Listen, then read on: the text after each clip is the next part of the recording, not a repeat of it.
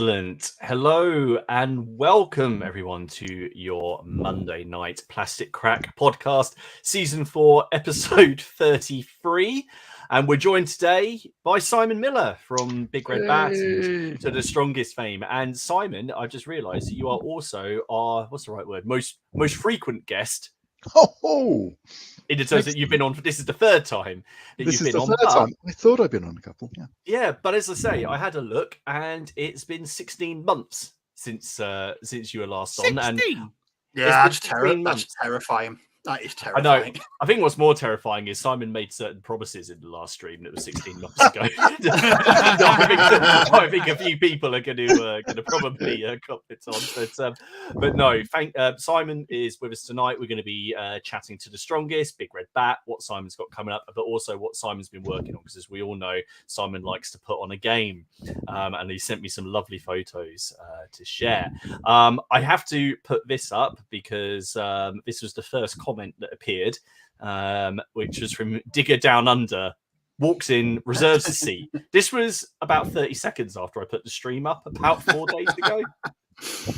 So well reserved. You are the equivalent of putting the towel down on the deck chair to steal the sun lounger. So welcome, of course, welcome everybody, and thank you very much if you are watching on the replay. We are of course sponsored by the lovely people over at Boards and Swords Hobbies, where if you go on their website and when you check out, if you say PCP5, that will net you an additional 5% discount on top of what they're already giving, which is about 15 or even 20% in some places. So it's well worth doing. And we'll put that code up again, but everyone knows it by now. It's just PCP5. What I think I'll do, I'll just run through the people who've turned up and commented, and then I say we get stuck into things and catch up with Simon and what Simon's been up to. So we have Benjamin Christensen, Mark Forsyth, Digger Down Under, of course, Lazy Pirate Painting, Adam Kirtley, how you doing? Crozier, Hammond Jam, Louis Baby, Andrew JF, East Norfolk's Paul's Paint Shed. Hello again from a... Oh, he didn't say a moist Mercier this time. It's a balmy Mercier this time. Marky Sparky, Philip Hyman, Mobile Hostile, Rogue Trooper, Lionheart, Nick Games, David Baker, John Selbury, Red Steph, Carl Burks, Evil Jim Reaper, how you doing? Barnes White, Sam Ferguson, Rev Reg, hello. I think I've seen you before. Welcome. Cardboard Fortress, excellent. Gwindor, how you doing, dude? It's come up here and just said you've been a member for 12 months. Congratulations. You should have a new little badge now. Mike Jones, Richard Hawes, Baker City, Duke Wellington, Mobile Hostile, I think I said that already. Gary Clark, Steve Harbour, Mini Agnostic, Double Dip. The Stoic Steve, Old School FRP, Friends of General Haig, Every time. Hello. I know. Andy Sykes, Shakos, how you doing? Rob and Rose Hobden, and it's going to do that thing. Yep, it's done it. Walkabout Games, and if I've missed you, I apologise, but it's done. And we've lost Dom, so I think he might be having a couple of connection issues. So we'll hope that he will get back. Anyway, how is everybody doing? Is everyone melting? Yeah, it's a bit warm, isn't it? Still a bit warm here. It's not very nice. I don't like it. No. I don't like it at all. In fact, I was round. I was about to say I'm round young Mr. Miller's birthday. I mean James Miller, our friend, fake Miller, not Mr. Miller who's on our stream, real Miller, not this one. So I was round there on Saturday night for his 30th birthday. So congratulations, Miller, on turning 30. And I don't know what he has in his garden, but it's savage for me. I've got 22. I've counted 22 massive bites all over me. I think I can only assume that because they've been feeding on him, and because he's a giant, they've mutated and they've just gone to town on me. So yeah, that it's unpleasant. But how is it where you guys are? Yeah. So it's not too bad. I'm a bit jealous that you got an invite. Yeah, but that's because he likes me.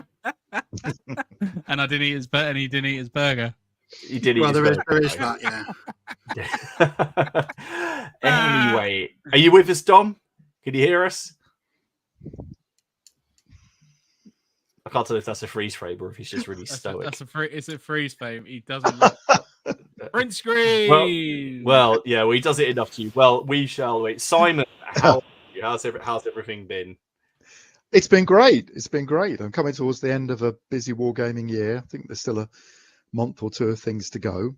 In fact, there's actually quite a lot of things to go, but haven't got any big games to put on now, so I'm feeling a bit more relaxed.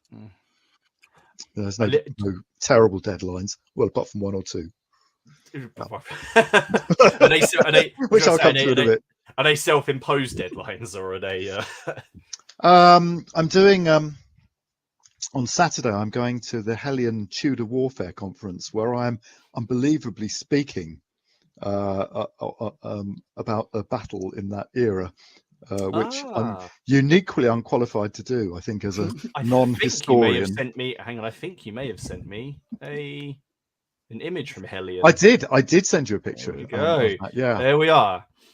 Oh, there we go. On the Italian Wars. Fantastic. Yes. Volume 4. Volume 4, but I only contributed to that particular one. So yeah, my name is on the book. I've got to go and stand up and speak to a bunch of people who probably know a lot more about it than me. But fantastic. I do. They haven't in enrichment books. They haven't driven around the battlefield 500 times on Google Street View, though. So what do they know? What do they know? What do they know? And where's that? Where are you doing the talk? It's the talk is in Birmingham. The battle is in Cesare d'Alba in northern Italy. I'd very much like to go there. I haven't been there yet. It's on my list. Hence the Street View. Yeah, it was back during COVID, when you couldn't travel anywhere for safety reasons, and that's when I did all the research and brilliant. But yeah, and I know it really well for a place I've never been. Terrifically well. Well, I got to ask. I think I've asked you this before. But obviously, you've got a very, very wide wargaming interest, but we've always talked quite a lot about the Italian Wars. Is there something about the Italian Wars that just piques your that you love and you come back to a little bit more? Because every time we talk, you always seem to come back to. I mean, I know you love the ancient period and but we always seem to talk. We always come back, and there's always something new going on with the Italian Wars.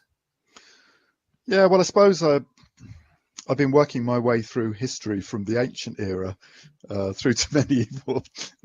Now I've reached the Italian Wars, and inevitably I'll carry on forwards slowly after that. Well, we've done the English Civil War as well in some depth, but yeah, the Italian Wars are just great. I mean, the uniforms are fabulous. The dash of the knights, all that whole great Renaissance stuff that's going on. The backstabbing.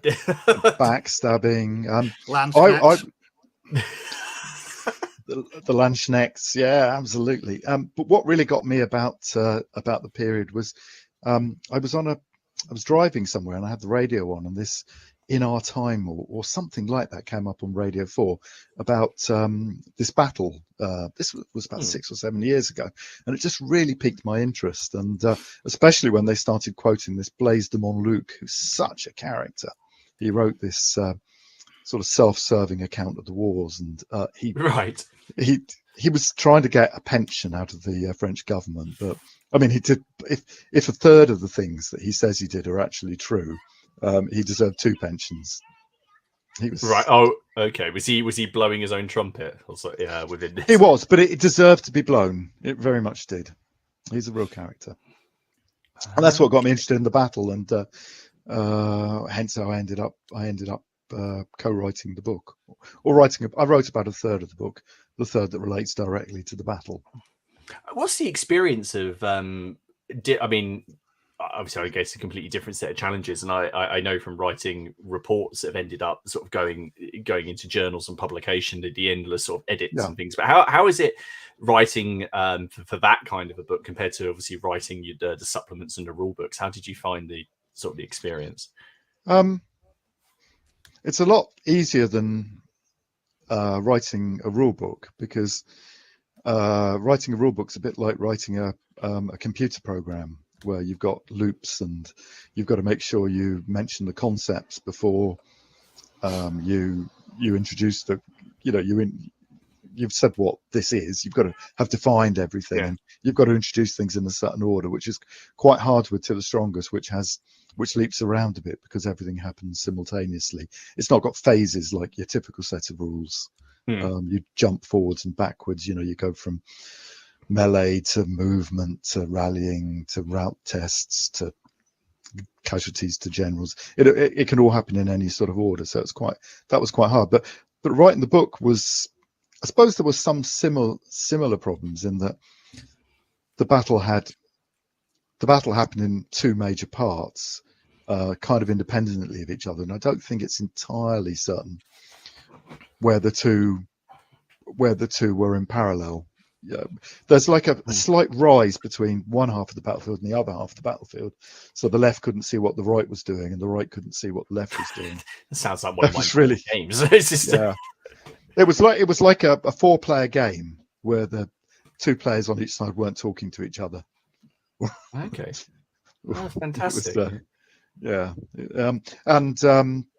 That made the chronology a little bit difficult, but it was really fascinating. And I met up with a really nice bunch of people, apart from Massimo, the author of the original book, who very kindly let me get involved with the rewrite of it. To my French friend Loic, who did a huge amount of translation of original texts, not only the French stuff, which I was grateful enough, but Italian and Castellan as well. Some of the texts were in archaic Spanish, so we were and Spanish, of course, yeah. So he did that, and another friend I collaborated with in America who also helped. So it was really enjoyable. And it all ends. So is this talk? Is this book out now, or is it getting released? No, the book's been out for about 6. Oh no, it must have been out. It came out late last year, in fact, October, November last year. So it's coming around to its first anniversary. I clearly don't look at Ellie closely enough. It's a good one. If you're doing the Italian wars and you're a wargamer, it's quite good because it's largely been written by a wargamer. Well, the bits about the battle have been written by a wargamer for use in trying to work out how he's going to wargame it. So fantastic. Okay, well brilliant. There we are. The reason I was originally interested in that battle was I picked it as the Renaissance, the test battle I was going to use for the Renaissance rules. So it's contributed to the lengthy delays in the publication of the Renaissance rules. Which I'm sure. Yes, I'm sure I've already seen the odd comment. I mentioned that. All in good humour. Mentioned once or twice. So, I suppose what I thought we'd do is, obviously Simon's been on a couple of times, and when he came on the first time, we chatted about To the Strongest and how that came about. What I thought we'd do is, because we've increased viewership a tad since you came on the first time, and I think there's going to be some guys in the chat who either aren't aware of To the Strongest or the King and Parliament and the system, because I know when we did our PCP survey a couple of months ago, or whatever it was, To the Strongest featured really quite heavily in the sort of ancients and medieval sections, and the ECW section, and there are a few people when we're commenting saying they wanted to check them out or they hadn't checked them out. So what I thought I'd do, and I know we got some other photos, but before we get to sort of the updates, I'd have to say to you, if you don't mind, if you had to describe, and I know we've done this already once for To the Strongest and to King and Parliament, if your elevator pitch for it, what would you do? Because if I try and describe it, I say the first thing that comes to my head is you use a grid, and then half the time people sort of look at me with that really confused look on their faces. So I don't think I should start that. But Simon, it's your game. What would your pitch be for it to someone who's never or only just heard of it? I wrote a set of rules that I wanted to be able to use to be able to play a game in an hour and a half to 2 hours on a 4x6 table in a room over a pub, whilst drinking 2 or 3 pints of beer. And then I decided it also needed to be able to work for a game played by up to 10 people or even 12 people at a show, and either be able to we can usually play a game with 2,000 figures and 8 players in 2 hours at a show using it. So the rules need to be quite simple, and things I had to do things to make them quick. So they're really, units die terribly quickly and sometimes a bit unexpectedly. I used, instead of dice, I used playing cards, which turn out to be really fast to play a game with. That's one already. That's one already. And grid. We used a grid. Yeah. Part of the reason we used a grid was because my very good friend Ian and I once got in we almost got into a fist fight over a measurement, and I decided I was only going to use grid-based rules after that. So we went with the grid. Anyhow, they turned out to be a happy combination, and I do think they're a fun set of rules, and there must be one of the sweariest set of rules, because there's so many things that can go terribly wrong.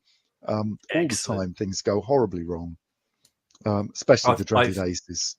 I was gonna say I've seen. I think it was. Ken, where did we go at the race course? What's the name? Warfare.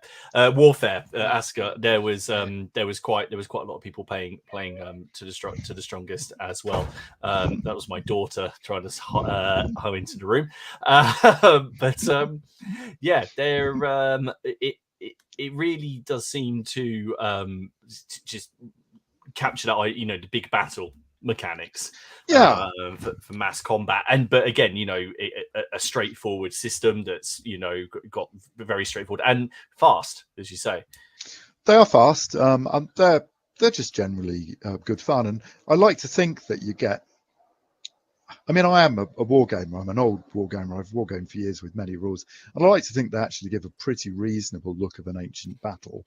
They're quite narrative too. You can, after the game, you can tell a story with lots of expletives about how everything went terribly wrong and why it shouldn't have, and why your luck was foul. And you can, and it sounds like an account of a battle, really. Well, it's quite, because you've sent me a couple of pictures, and one is your this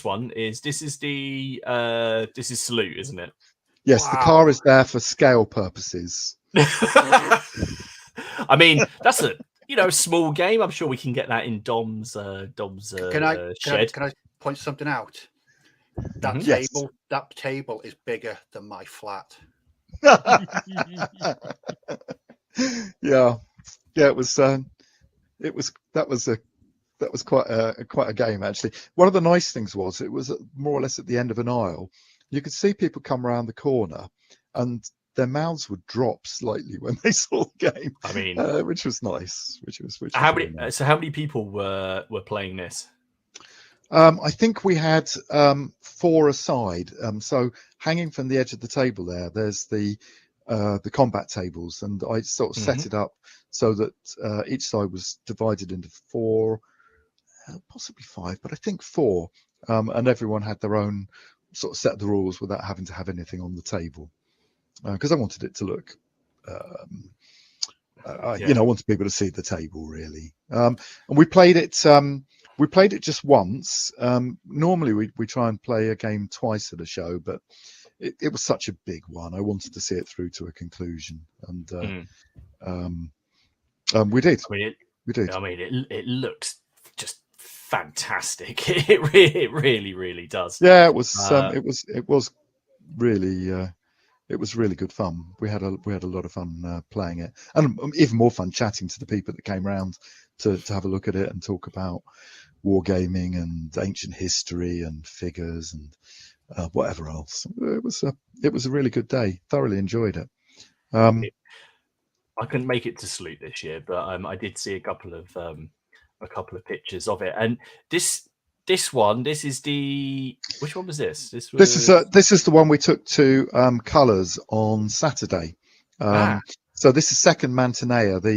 The view there is from behind the Thebans, and the big block in the front is the Theban, the extra deep Theban phalanx, and in the background of the Spartans and a hill. It's not a very good photo. The lighting was was a bit off. But we played that sort of 1.5 times.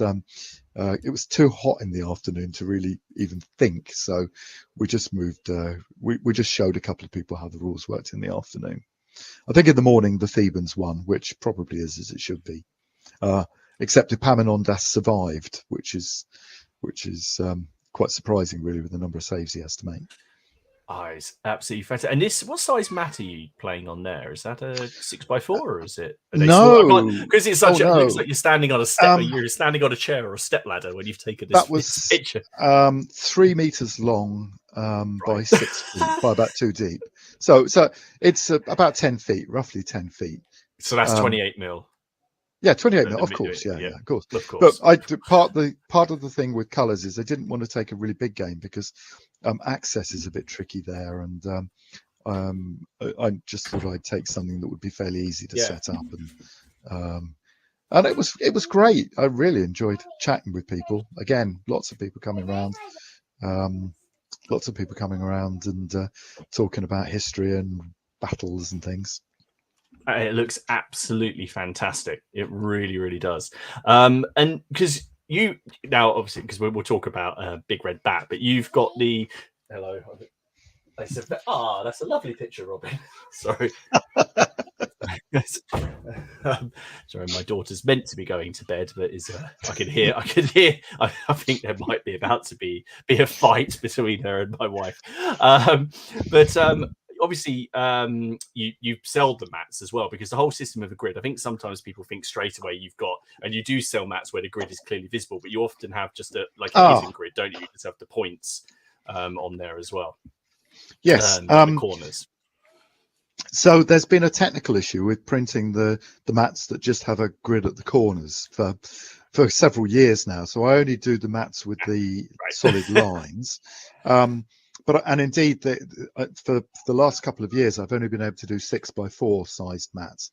But I chatted with the guys at Deep Cut, and they're going to let me import a bunch of large mats. So if anyone has a particular need for a particular mat in a particular size, I will be putting an order in this week for collection at Warfare.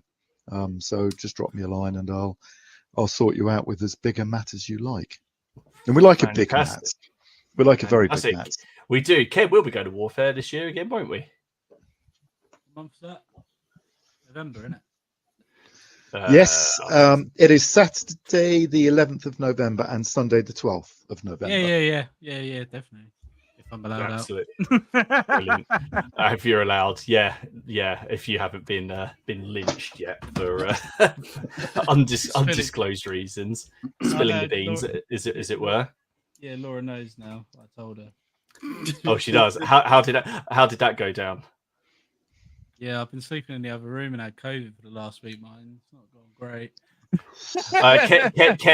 Ken accidentally announced his impending fatherhood on the stream to 150 odd people. Yeah, and I didn't by accident, and hadn't told his family because he forgot he was on there, which might be one of my favourite things that's actually happened this year. And they still don't know. They're not going to find out till Wednesday. Well, I think I'm just offended they don't watch the stream, Ken. Yeah, same here. Dom is still having some technical issues. I think he's getting slightly irate about it. What I thought we'd hang on, there's this other picture now. Is this one of the ones of yours? Because this one I did like. Oh yeah, this is a shot from the game on Saturday. My friend Ian Notter very kindly took it. And I think you've just got the two main lines clashing there. That's the Thebans allies in the foreground and the Spartans in the center, and the cavalry skirmish going on in the background. It's a good game. I mean, it plays in under 2 hours, and there's a surprising amount of strategy to it, and an awful lot of luck, of course.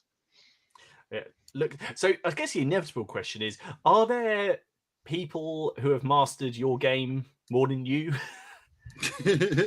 Well, I'm pleased to say that I've never won one of the tournaments with my own rules that I've participated in, although I have come desperately close once or twice. So yes, there are inevitably people that are much better at it than me. There are people that play it much more than me, and there are people that study the nuances of the rules. Unbelievably,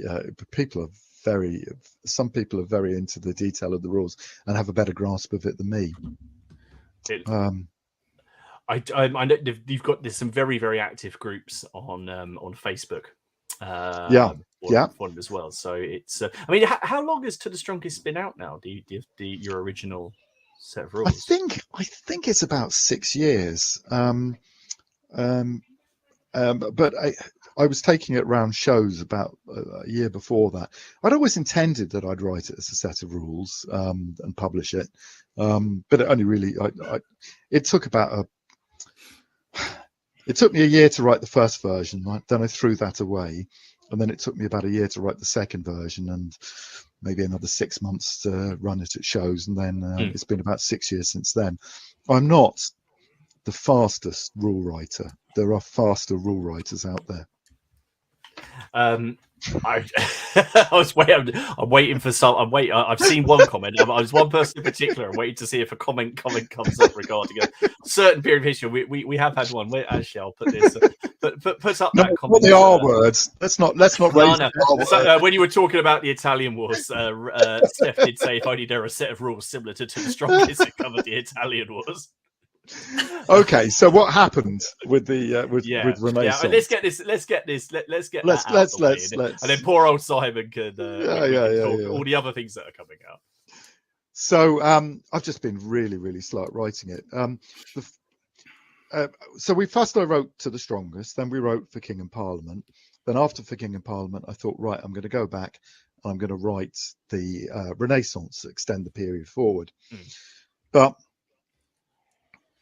I kind of overcomplicated it because I didn't want to write Renaissance and then have to go and completely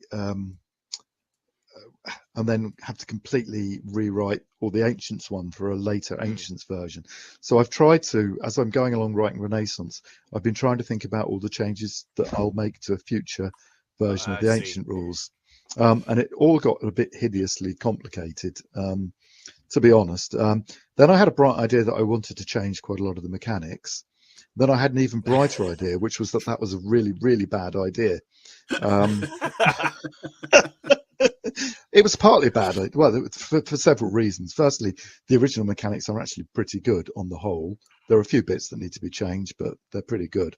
The second reason is that I think I'd be pursued by an angry mob of wargamers with pitchforks if I changed particularly much, and it made it more complicated. So having spent some time changing it, I've changed a lot of it back to sort of be much closer to the sort of theme of To the Strongest. And I mean, the rules, to be honest, when I saw you last time, the rules were about 80 or 90% written. Yeah, and I actually went and checked. Yes, you said about 80. Yeah, and they still are 80 or 90% written. I'm hoping other things I've done in the period since I saw you last. I've written a book about Ceresole, which was kind of research for the Italian wars in any case, because I had a lot of trouble understanding the changes in tactics, and even when the Renaissance. So the Renaissance book is going to cover from the Burgundian Wars, Italian Wars, and up to 1600. After that, warfare changes a bit too much, and it needs a different set of rules, really, which is much more like the 30 Years' War. And probably very much more like the King and Parliament. All the units are kind of mixed with pikes and shot. It needs a different set of rules to The Strongest at that point. But I mean, they are mostly written. I've written the book in between. The other thing that I've spent a huge amount of my time on is writing army lists. So we've now got 314 army lists, 114 no, sorry, about half of those. Is that right? Is it 314 or was it 214? It's a lot. It's a lot. Anyhow, I think it's 214. 114 ancient, 100 medieval. They're all about. They've all got a spreadsheet and usually 1, 2, 3, 4 pages of type text about the period and the armies and things like that. And that's taken quite a long time. But I'm pleased to say I'm coming to the end of that now. There aren't that many more left to write. Maybe another 30 or 40. That's it. I mean, and it's not like you're wanting for army lists at the minute anyway. For To the Strongest, I was going through the website, counting up the various supplements and then the list. There's a lot. There are a lot of lists. All the major armies are covered, and some very, very minor armies have their own lists too. And the remaining lists are the very obscure ones. But we like obscure though sometimes. It's we do. Then I suppose, but there's always a chance for people to come and obviously tinker with lists and do their own thing and add some bits. Dom, can you hear us? Can you? I don't know what's going on, mate. Can you hear me? Yeah. Yes. Yeah, we can hear you. Yes, we can hear you. For about 2 minutes. I do not know what is going on. Apologies. I don't want to bug you around. Sorry, Simon. That's all right.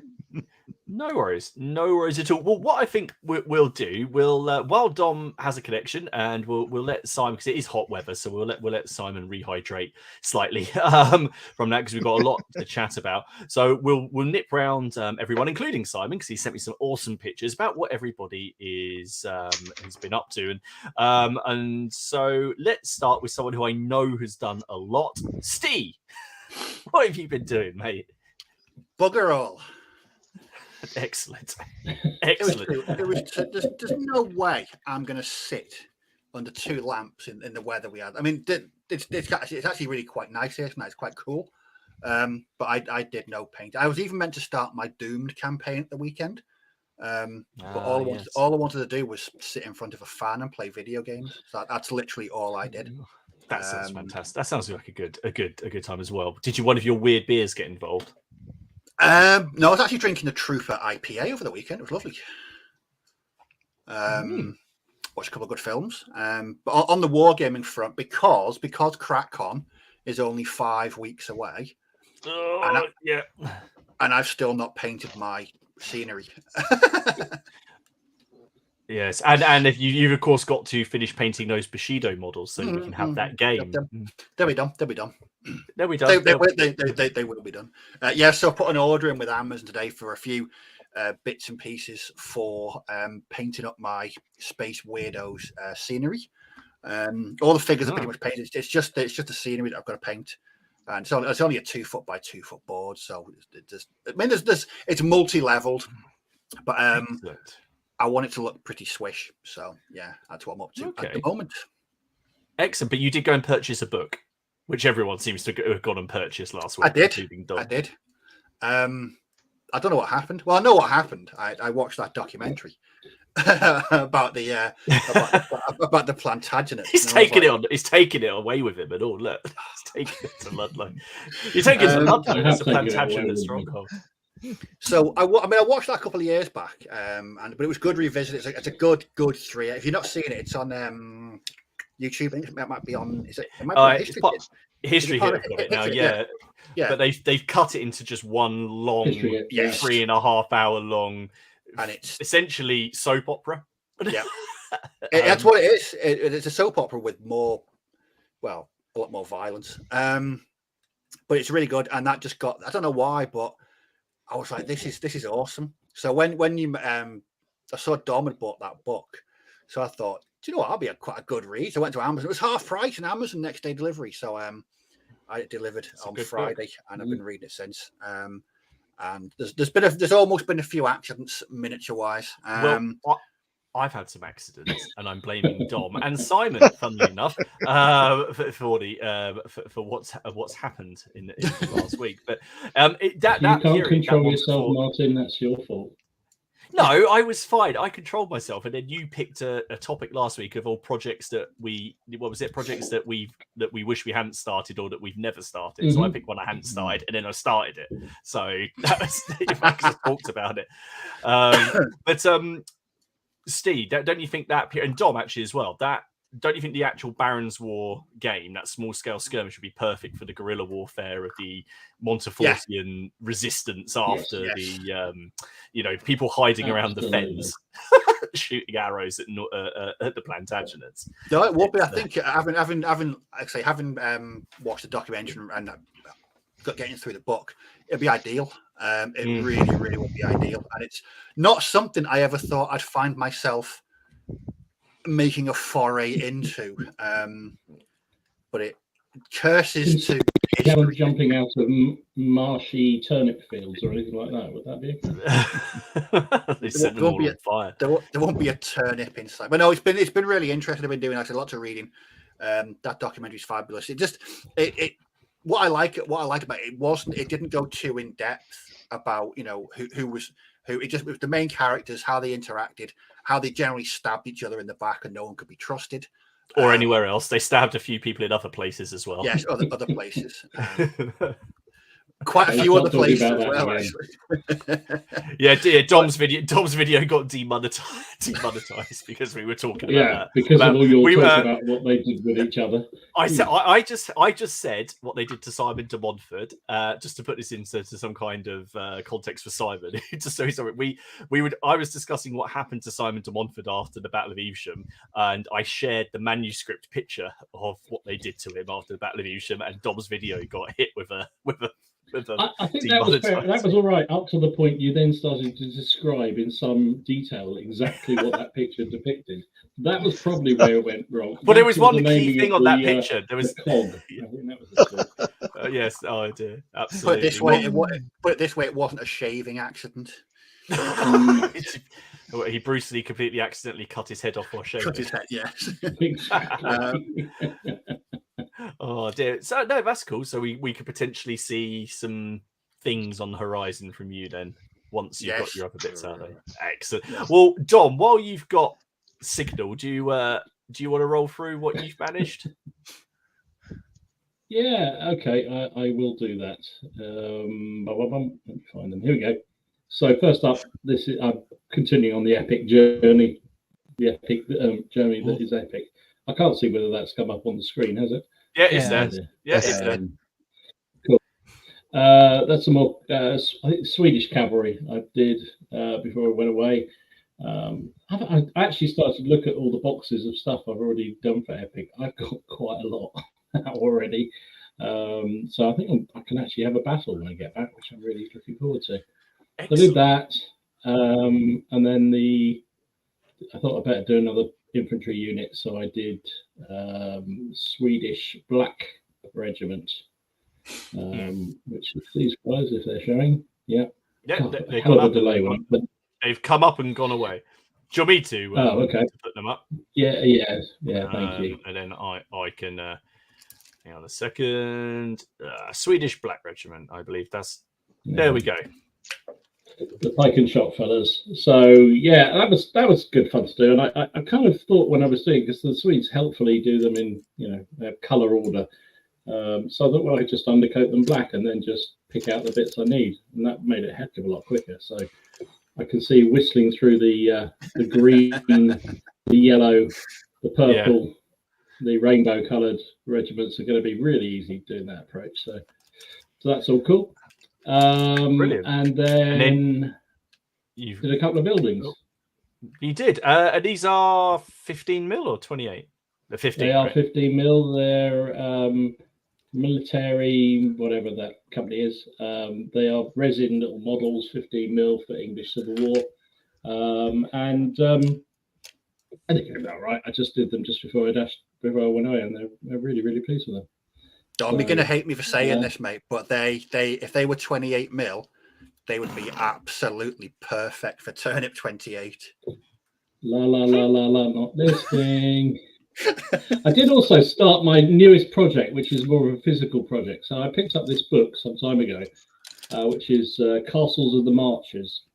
and it literally every castle that there is along the March Welsh March border. There's 127 castles they identify.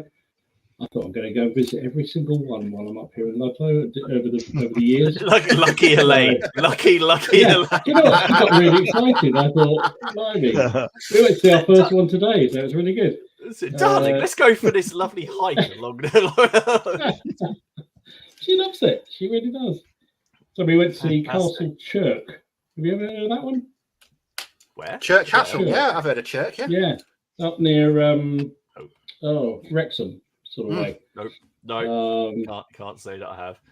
You should know it, Martin, because it has amazing history. It's a weird looking. Was it Yorkist?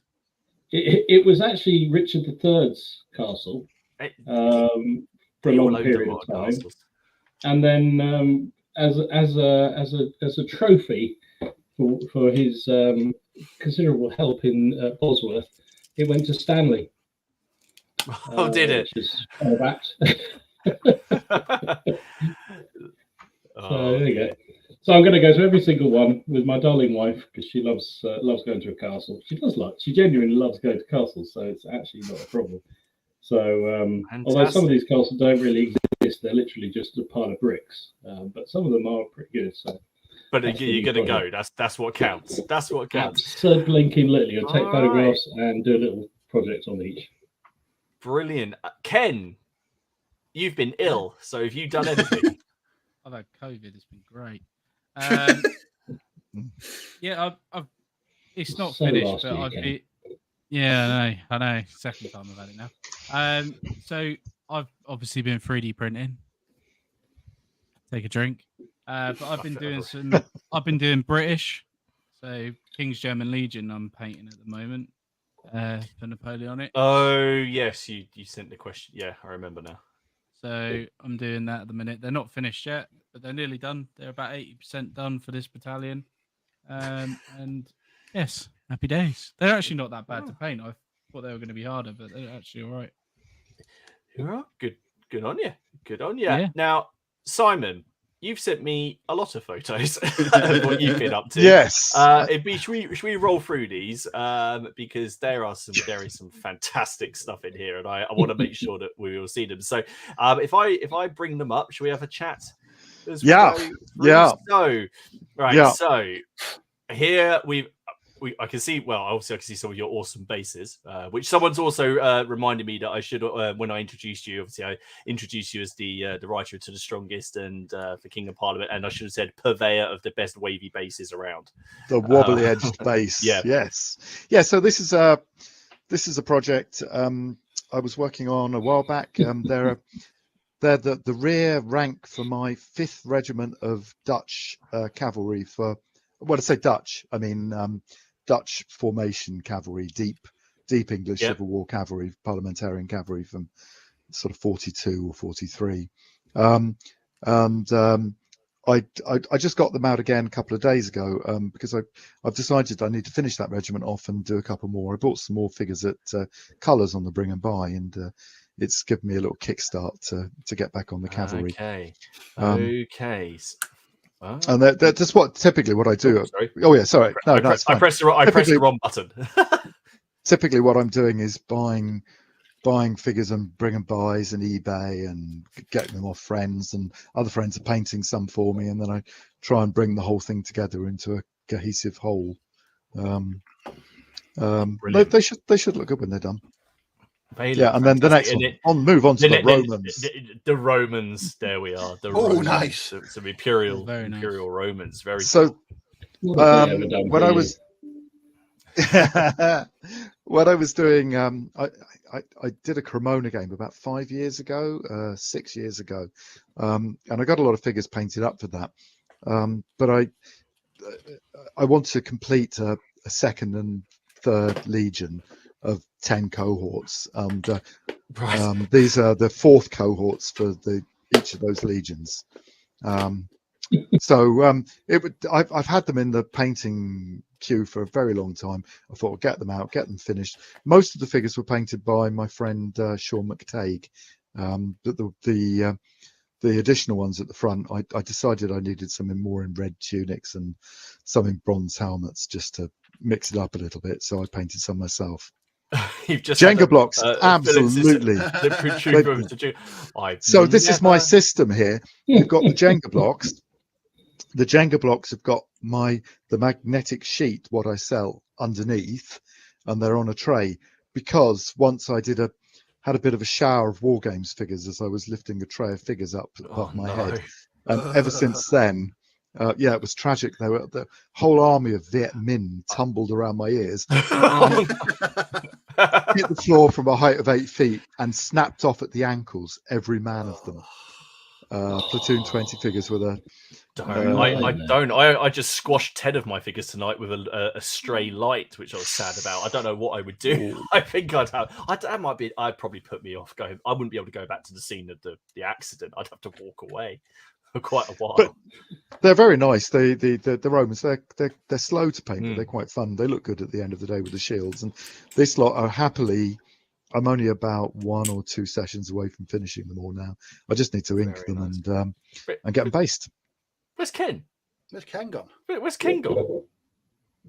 What's happened to Ken? All right, okay. He's the internet engineer, and he's got right. Okay, clearly it's the weather has melted all the fiber connections tonight. And then this one, I did like this because I the heavily armored knights. Yeah. So these were guys. I decided I was going to need to have some dismounted knights for a game a couple of months ago, and in the end I found halfway through it that I'd already painted the same figures I needed a year earlier, and then I decided to combine the 2 projects and get 2 larger units out of them. So they're basically dismounted men at arms with some. You might be able to make out some of them have got costilias there's some bowmen and some guys with thigh length boots and whatever mixed into the back ranks just to give a little bit of interest. But they were quite fun to paint and reasonably quick as well because of all the, you can spray prime them. Then in the front here, we've got some figures I got back yesterday. A friend of mine. So a friend of mine painted these for me. These are Burgundian horses. Now, looking at the pictures of the way the Swiss pictures of them killing Burgundians, and there seems to be quite a lot of Swiss pictures of them killing Burgundians, particularly at Morat. Some of the Burgundians seem to have had leather armor. You can just paint on leather armor, so I thought it might be fun just to have some simple sort of reconstructions of leather armor. So that's all green stuff on the horses, and I'm going to mix those in with a bunch of others with cloth barding and lots with the metal barding and some with the metal barding with cloth over the top of it. It should look quite brilliant, quite unusual. Nice, I hope.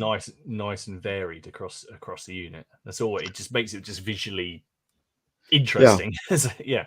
I spent 2 hours this afternoon watching a video about the structure of the Burgundian army, and I think I know less about it than when I started. I picked up a book about the structure of the Burgundian army, and I have read it and I've picked it up, but nothing has stuck. I have to. Now I've got it up there. So far, it doesn't make any sense, but I'll get there, I'm sure. You sent me this one, and I. Oh yeah, that was the. This is one of my boxes of reserves. So these are basically figures that I've bought from various sources, eBay, often show sales, and then I'll store them, and then when I need to raise another regiment, I'll pick the horses that are in the right poses for that regiment, and I usually go for an active horse or a static horse. And I'll carve a regiment of 18 figures out of them, and then move on to the next one. So I've got a couple of regiments in there. I decided last week that I'm going to take an English Civil War game to Salute next year, and it would be churlish not to have a few more regiments of horse, I think. Oh, interesting. There's a few. I know there's a few. I knew there's a few people in the chat will be pleased about that. If you're bringing ECW, it should be quite a good game, I hope. It's very, very colourful. Brilliant. And then so I'm gonna I'm going to say you saved my favourite one till last. But we have so we have here some Parthians, right? Some Parthians, yes. So, well, you can see the So what we've got here is I decided to do a Parthian army, and then I decided I needed 2 Parthian armies.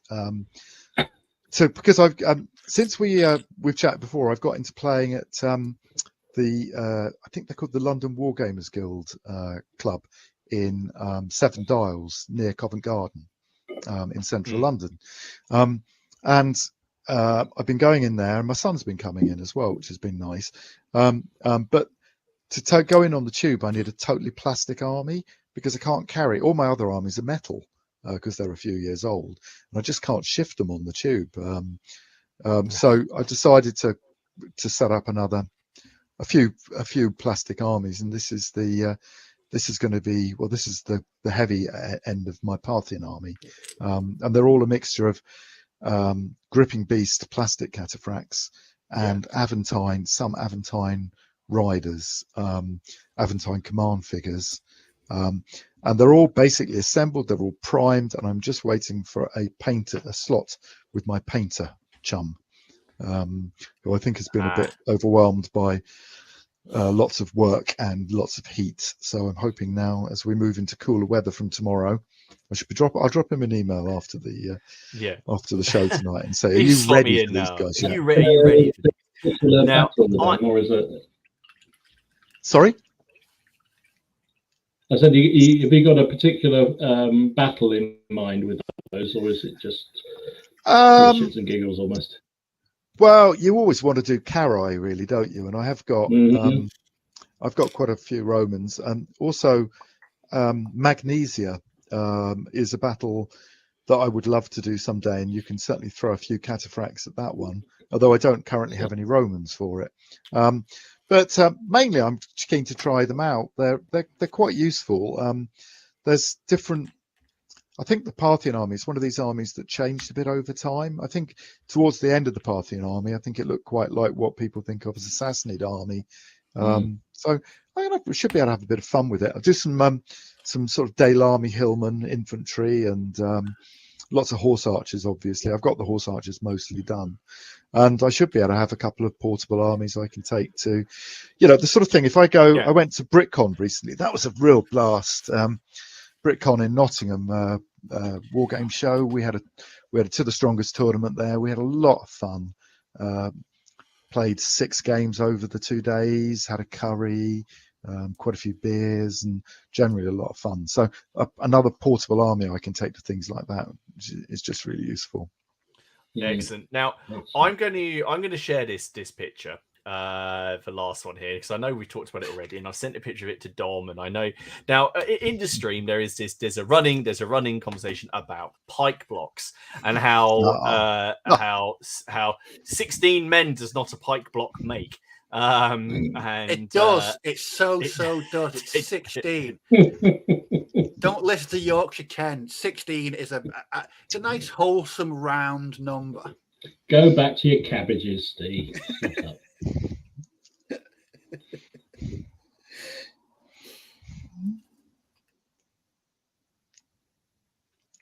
Hello.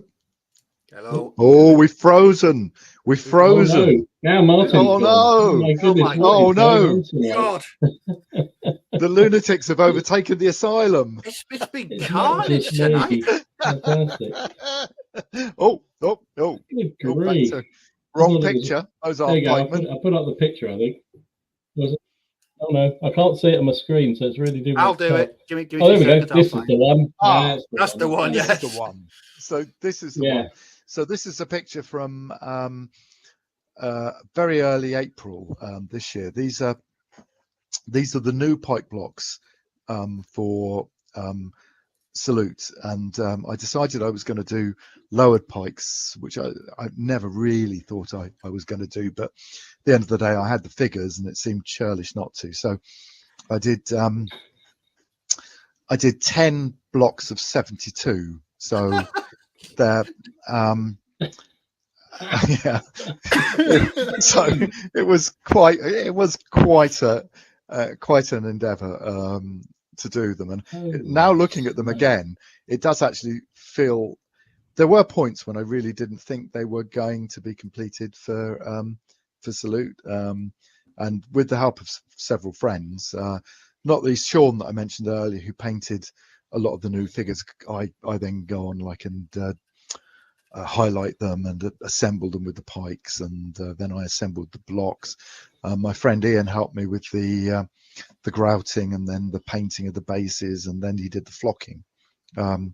But it was it was quite a job to do it. I must say, it's not something I would approach lightly again.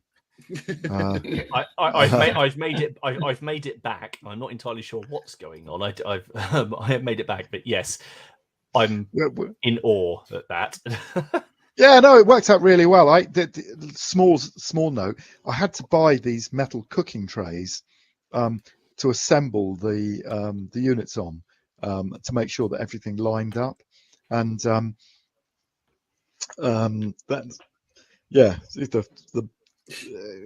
anyway, it all worked. It all came together on the day, and they're now all festering in my cellar until the next outing in about 3 or 4 years' time, perhaps. They are absolutely fantastic. Steve, are you all right over there? I mean, just the thought of Simon, a question: when they were being painted, what was the batch size?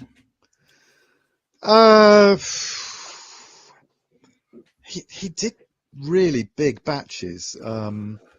I think I sorted them. I think I sorted them into bags of 48, and I'd give him like 48 the front ranks, and then 48 of the. There's basically 2 front rank poses which are broadly similar, then 2 at like 70 degrees to the horizontal, and then there's 2 at the back that have the upright pikes. So the most of the work that he did was on the front 2 ranks, because I already had some of the rear ranks done, but I cannibalized them from other things. Or I bought a load of figures and retouched them and highlighted them and fitted them with new pikes. So but yeah, 48 at a time he was doing, and unbelievable. Here's question: are the pikes plastic or metal? Oh, metal! Of course, they're metal. So the follow-up question is: how many times did you stab yourself in the first 10 minutes of deploying these? No, it's actually not too bad. They're I'm quite pernickety about the modelling. So I like each of the pike heads is individually filed so as not to be too sharp and to get the shape right. So that's 720. Wow. So that was it was quite a thing. Oh, you can make out. Oh, sorry, if you just flick back 1 minute, sure. You can just see that the silver shields are at the back. So they're the right hand unit. But yeah, no, it all came together. A plan actually came together. And as I say, about January, February, I really thought I wasn't going to do it, but I did. So there we are. They are. Someone said, "Oh, who didn't want to see this whilst Victrix has a sale on their Greeks." That is absolutely inspiring. It really is. Wow. I mean, you're a busy man. You do have a lot. I suppose you have many plates that are spinning. I do spread myself very thin. We haven't mentioned my 1672 project, which I might have mentioned last time I was on. I have a big stealth project, very obscure war, Franco-Dutch war. Yes, I remember. Yes, I've got a lot of figures painted for that, but I haven't yet started to base. Well, I've only based a few units up, but I've got most of the figures painted for that. So next year maybe. Wow. Fantastic. That is awesome. Well, thank you. I mean, there's been some inspiration. I mean, I think people in the comments are slightly blown away by that.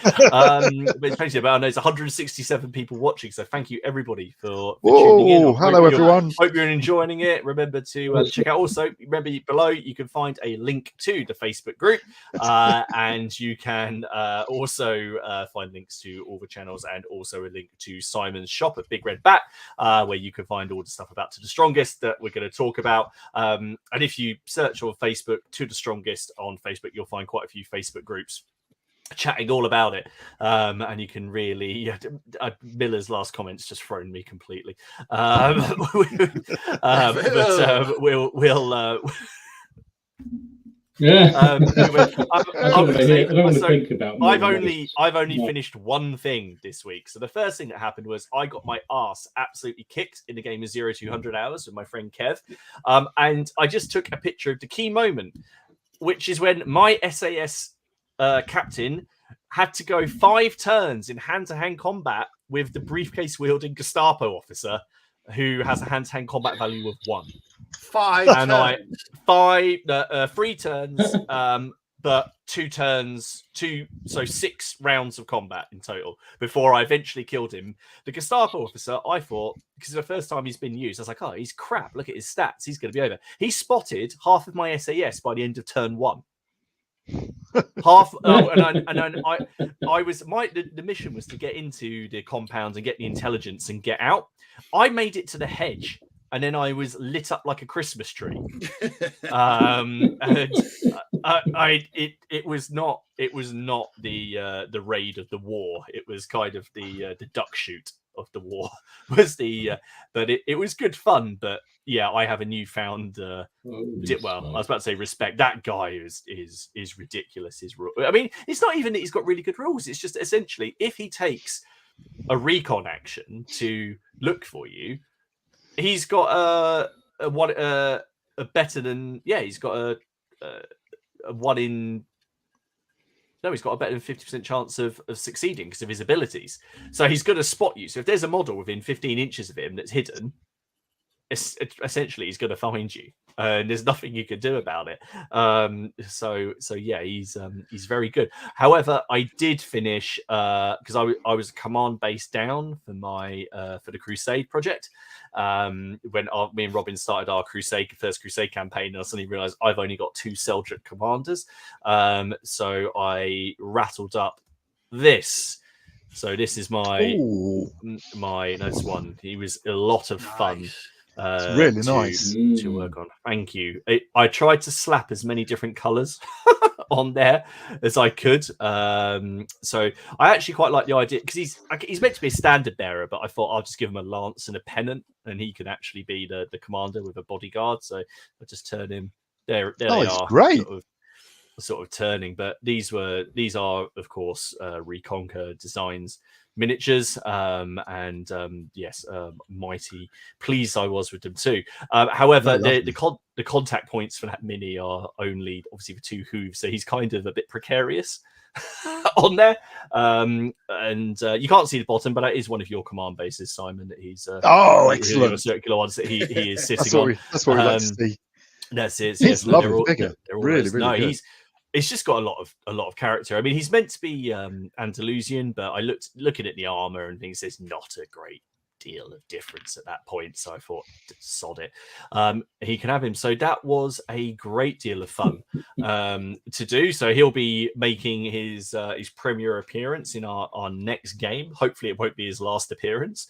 But yeah, he was great fun. Thank you. It was a lot of fun. And then the thing. It's entirely probable the last okay. The thing that I was cursing Dom for was obviously we had last week's stream where Project Unionstein and I said my big one was the Barons' War, but not as in the Barons' War game, the second Barons' War period, the De Montfort Rebellion, because that could feed into Edward I and the Welsh stuff and the Scottish stuff and the Bruce and then Ireland, blah blah blah blah blah. So that sort of developed because naturally after the stream, I got 2 or 3 messages from various people saying, have you seen these miniatures? Have you seen these miniatures? And then someone sent me a link to some 3D printed ones for a very which are on backer kit, and the next thing I know, I've got all these files for 15mm figures. I'm going to see. I don't think they're going to come out too well, but you'll get a good idea. So currently we have lollipop sticks of lots and lots of little 13th century and early 14th century men on little sticks. I'm just doing a few test bases, and then I sat there going, oh, I wonder what rule system I could use. And then obviously Simon's coming on this week, so next thing I'm going through my to the strongest book. This would be perfect for the Barons War, what I want to do. And have I got any bases? Oh, look at all these big red back bases, because I tend to stick to a certain base size for the Crusaders. But when I started using your bases, Simon, I kind of just flat out ordered everything because I wasn't sure what I wanted. So I got a lot of other ones. And then, of course, you had the smaller ones that slot onto the front. So I was like, oh, that's how the archers can be added on. And yeah, Dom, this is all your fault. I entirely blame you for this. But you've gone for the wrong scale, mate. That's the only problem. No, because this is the real issue, is I'm going to be doing both.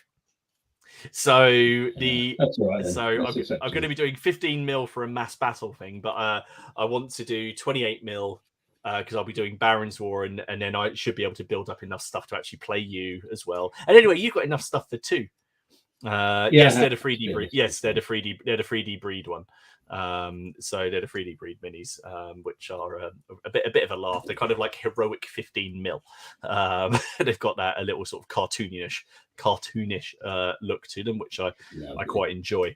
So I don't think that 28mm, that sort of cartoonish sort of look would necessarily transfer very well, but at 15mm. I think it comes out quite well. They'll probably paint up really nicely as well. Yeah, I think I'm going to see how many I can get. I think I can get about 20 to a base. So I reckon I can like pack out some bases, and then they'll be filling my my gridded mat because so I can play some of that, because obviously you've done the army list, haven't you, Simon? Because it's in the medieval the one. Yes. We did that one quite a while ago. Yeah. Excellent. Absolutely. So what scale are they? They're 15mm. They're 15mm. Little friendly guys. But there are a lot of options in those files. There's peasants, crossbows, Scots pikes, Welsh archers, English archers, French crossbows, William Wallace, and a bunch of other commanders. But fortunately, Wallace is well, not Wallace. They've just put a Scottish commander. I think he's meant to be the Bruce. So they've given it obviously got the Lion Rampant on there. But fortunately, Simon de Montfort's coat of arms is also a Lion Rampant. It's just different colours. So I'm just going to paint him up as Simon de Montfort. So obviously, before he got taken off of his horse and lots of horrible things happened to him. That'd be a 15mm multi-part kit, wouldn't it? There was definitely, like I said on that comment, I said I do think Simon de Montfort, it should say your lord may need some assembly after this. It's definitely if I was going to say, oh, who is it? I've forgotten who makes the horrifically multi-part kits you love. I've forgotten. Rubicon. If Rubicon made medievals, they'd make Simon de Montfort. There we go. 150 pieces to one model. And we all know which piece. So, no, they're... I love this because Don has put the Simon de Montfort jigsaw puzzle. So Don is over in the States. And when we started talking about the Barons War, he sent us quite a, I wouldn't say abusive, but he gave us some stick in the Facebook group saying, can we please give him a warning before we start talking about all these things that he then goes away and researches and then has to hide his wallet. And Shakos has just asked if I'm going to clear out the Big Red Bat Shop out of PK and P6 again. Maybe. Yeah. FK and P6. Yeah, that's a big seller. Yeah. Luckily, though, I picked up a big restock on Saturday. And even though they're not in the shop, I do have all the bases in all the sizes. Funnily enough, I was thinking, Martin, I've actually got some unreleased bases. I've never had time to actually list in the shop. Yeah. Fantastic. If I can get myself organised tomorrow, I'll pop a few in the post. Oh, lovely! You can add them to your collection. I will, and I'll tell you what. I'll pop some 15mm freshly made Barons War miniatures on there. hang on a second. I've just popped the link in the chat. That's the link to Simon's shop at Big Red Bat. David, just remember the De Montfort liners. Yeah, but at 15 mil, Simon, you're not going to David, you're not going to see the two tails, and I'll just paint the extra on. I'll put some mud over it. I've just had a message from Ken saying he's had a power cut that Laura is blaming him for, which is why he's not back on. And I've also just located. I looked out at the internet outages, and the south and big parts of the east have a big red blob over them. Not a big red bat, really? A big red blob over them. Wow. Yes, according, so whether that's some kind of roving thing. Shaco says more wiggly bases, get them in the shop. I love them. They are very popular. In fact, on my videos, one of the most frequent questions is where do you get those bases and which ones are they? So the thing is, I genuinely have written FK and P6 so many times. I can start typing it in my auto. Yeah, the auto fill will the autocorrect, if you like, will bring it out beforehand. FK and P6 is the one base to rule them all of the wobbly edge bases. It just does for everything. Absolutely. It's so much. I try and use it for most of my absolutely. Most of my that stuff. is fantastic. Well, what I think we'll do, normally we do the news right about now, but I don't think we will. We'll come to the news a little bit later, because obviously we have Simon here, and he has also sent me through a few things which I think we'd love to show, because Simon has already explained why the Renaissance isn't here. But there is something here, isn't there, Simon? There is. Up? All right. And I know there's a lot of people who've been excited about this because there's a bit of a surge in the interest in ECW. So this is what we have coming: the Montrose, to win or lose it all. Now, I should say this is a mock-up of the cover. This isn't the actual cover, because I'm hoping to use my friend David Imrie's got some lovely pictures of Covenanters, and I'm keen to use those. So, but it will look not unlike this. And what we've got is I met up with a chap called Bill Linhart on the internet 6 or 7 years ago, known as Celtic Bill, because he's interested in no trousers, that's all kilts. I did just see there was Friends of General Haig did just put up a comment when your Pike block was up that said something along the lines of they were next to you at Salute and they got genuine Pike envy. They were a lovely bunch of guys, and I saw signing on earlier. So it was nice being near them at Salute. It was a really good day. Yeah, so we've got. I ran into Celtic Bill, and he and some other people that play my rules, often in smaller scales, because people don't just play in 28. I play in 28, but lots of people play in 6 mil and 10 mil and 15 mil. All the French play in 15 mil. He was keen. He had a load of scenarios for the battles, not in England, but around England during the English Civil War. Yeah. So Ireland and Scotland mainly. We thought they'd make a really good book. So, well, in fact, this is the first book of hopefully what will be a trilogy. So this is the Battles of Montrose's campaign, which there I think are 9, 8 actual battles and 1 hypothetical. There's going to be another book on the other battles in Scotland, and another book on the battles in Ireland throughout the period. So going back to the Bishops' War before the English Civil War, and going through later than the English Civil War as well. We've got the books are written and they're improving, and we'll be able to show you some pages and some diagrams in a second. Yes. About the only thing really we need to do is the cover, a final bit of layout, get a few more illustrations in, and get them off to the printers. So, well, in a normal business, I would say they'd be out in about 6 weeks, but with me, who knows? By Christmas, but I'm not saying which Christmas. Which Christmas? Yeah, it'll all be over by Christmas. Yeah, it'll all be done by Christmas. Yeah. It's very difficult, as I'm sure you all know. I mean, everyone has to fit stuff around life. Wargaming has to fit around life, and if you try and push it too hard and too fast, it stops being fun, and no one wants that. Exactly. But we're getting very close to this particular one, and I think I've got some sneak peeks inside. Yes, you of do. not quite finished pages, but I just say that you I was so happy that you labelled these Montrose 1, Montrose 2, and 3, 4, 5, 6 because I know which order to put them in. It's very kind of you to do that.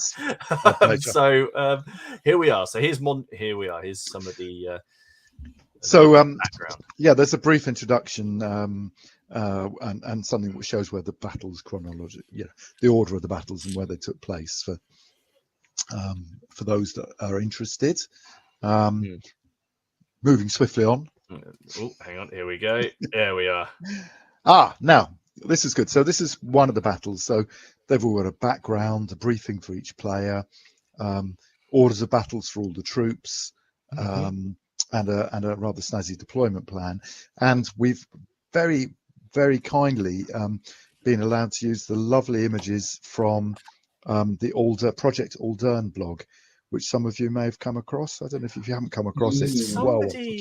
Yeah, someone shared a link to it a few weeks ago. I think it was on one of Dom's streams. But yes, it's well worth having a look at. It's really one of those blogs where the quality of the painting and collecting is just fabulous. I mean,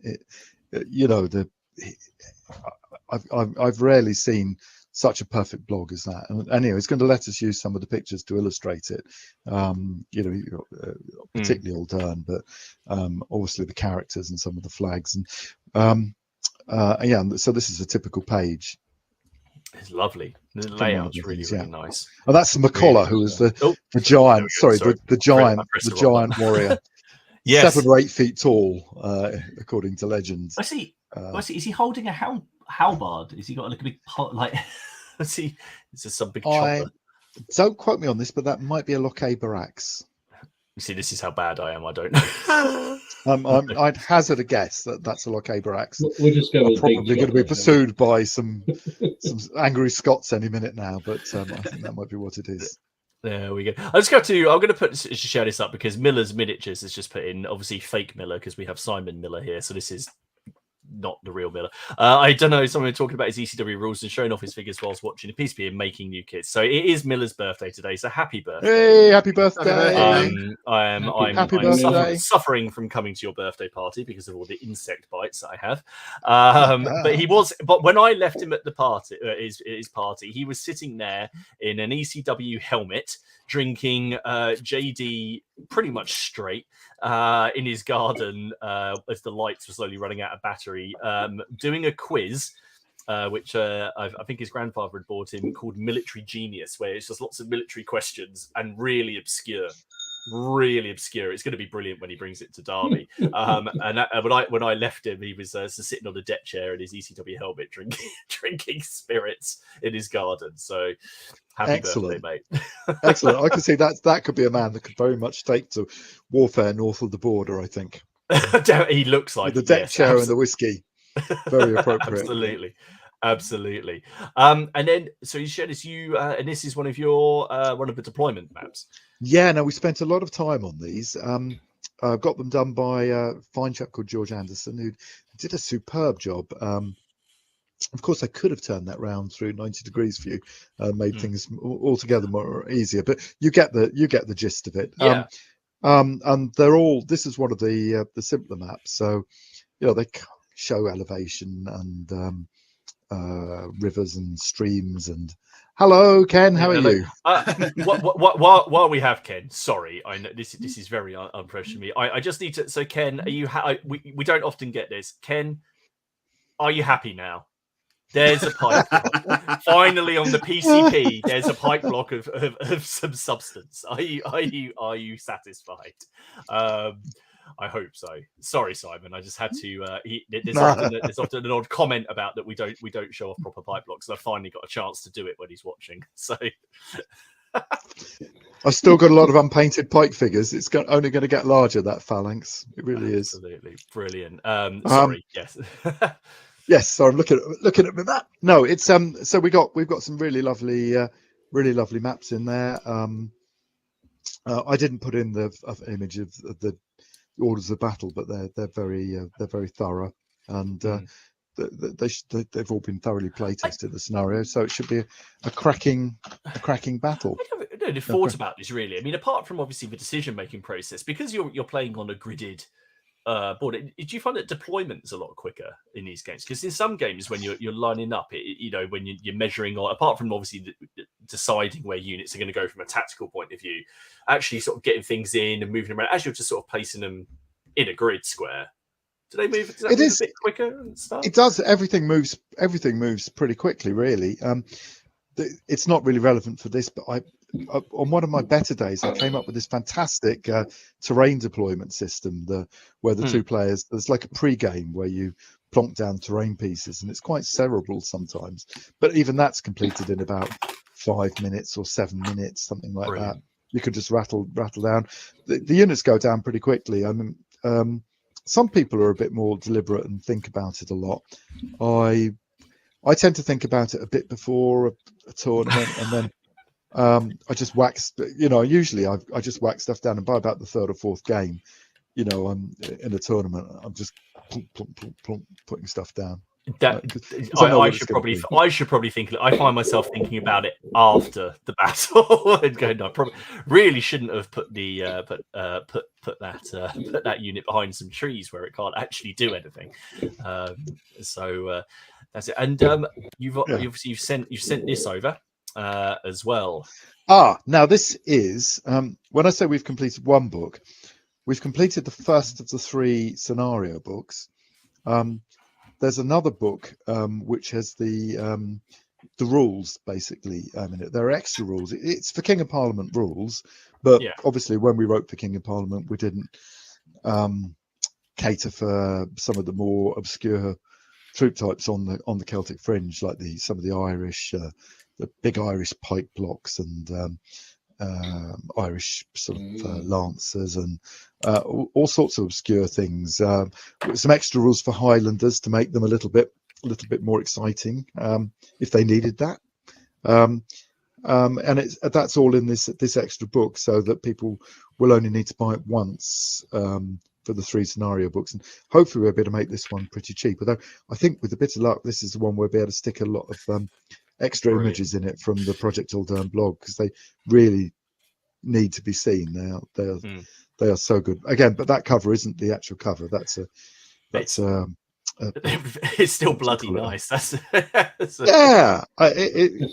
nice. We want to get Irish figures on one of the 2 covers, and I guess also on the cover of the Irish book, which is the next one. So Steve is saying tactics. That's what he's been doing, right? Yes, Steve. That's the friends of General Haig says it's not just trousers; it's a kilt sporran and his cruiser. He's lost everything. So excellent. Absolutely fantastic. I know that obviously to support your own rules, but are they relatively easy to adapt if somebody wanted, heaven forbid, to play a different system with it? Yeah, they are really. There's an activation system that works really well for anything, and that is the real core engine of the rules. It's one where in the the Hail Caesar Black Powder, you activate a brigade and then everything moves 1, 2, or 3 times, or not at all. Well, in mine, that you move unit by unit, and units can move a variable number of times. They might move no times in the turn, or they might move 5, depending on your luck and your abilities, really.